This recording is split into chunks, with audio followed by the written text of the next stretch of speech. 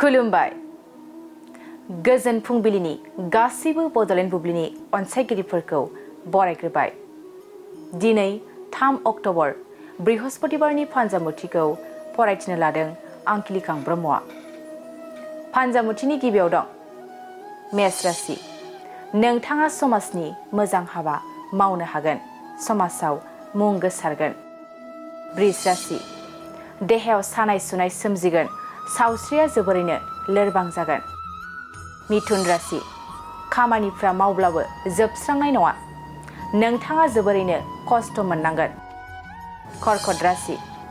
नोंथाङा गोजौ सोलोंथाइ लानो खाबु मोनगोन, गोजौ फारसे दावगालांनो हागोन। सिंह राशि। मावनो लानाय खामानियाव गुबुना नोंथांखौ हेंथा होगोन, खामानिफ्रा आद्रा जानानै थागोन। कन्या राशि। गोसोनि साननाय हनायफ्रा जाफुंसारगोन, गोजोन सान्थिनि सान जागोन। तुला राशि। गावनि आंगोजों मानिबा जाहोनाव नागारलायगोन, गोसोआ खामगोन। वृश्चिक राशि। नोंथांनि बिबाना गोजौ फारसे जौगालांगोन, गोसोआ जोबोरैनो गोजोननाय मोनगोन। धनु राशि। नोंथांनि गथ'आ गाज्रि हाबा मावगोन, गथ'खौ लानानै जिंगासिनांगोन। मकर राशि। नोंथांनि थांखि होसोनायाव गुबुना हेंथा होगोन, दुखु दाहाजोंनो साना बारलांगोन। कुम्भ राशि। मोनखानाय मुवा बेसादखौ खोमानानै लाफिनगोन, गोसोआ जोबोरैनो दुखु मोनगोन।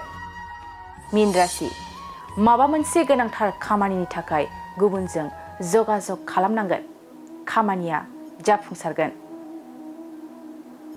दिनै सानसेनि राशि फरायथिनायाबो एसेनोसै। आसा खालामो नोंथांनि दिनैनि साना मोजाङै मोजां थांगोन, बेखौ बड'लेण्ड बुब्लि नखरनिफ्राय मिजिंथिबाय। गोजोन्थों।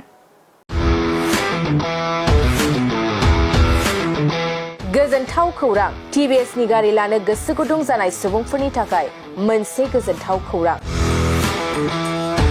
चिरां जिल्ला बिजनीनि बागुरुम्बा टिभिएस गारि श'रुमा नोंथांमोननि थाखाय दुर्गा फुजानि धामाका अफार लानानै फैदों।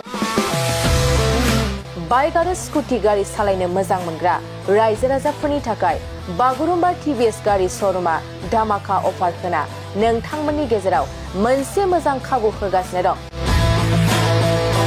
बिजनी स्टेट बेंकनि साखाथिनि CRPF केम्पनि उल्था सोनाब फारसे थानाय बागुरुम्बा टिभिएस श'रुमाव डाउन पेमेन्ट होनानै नोंथाङा टिभिएसनि गारि लानो हागोन। नोंथांमोना बागुरुम्बा टिभिएस श'रुमाव फैनानै नोंथांनि लुबैनाय बायदि टिभिएसनि गारिखौ लांफैनो हागोन। टिभिएसनि गारि सालायनो मोजां मोनग्रा रायजो राजाफोरनि थाखाय बागुरुम्बा टिभिएस श'रुमा बेनि अनगायैबो गोबां मोजां मोजां अफार लाबोदों। बेफोर अफारफ्रानो जाबाय जेरै गंनै हेलमेट फ्रि, फुल टिंकि पेट्रल फ्रि, फ्रि एसर गिफ्ट आरो टिभिएस कम्पानिनि गासैबो मडेलनि एक्सचेन्जनि खाबुआ एभेलेबल जागोन।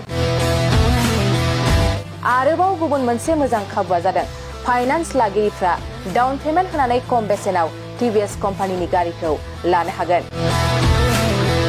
लोगोसे आबुङै मिन्थिनो आरो बुकिं खालामनो थाखाय 7002132259 एबा 8638131734 जानबुं नम्बराव कल खालामना खौरां लानो हागोन।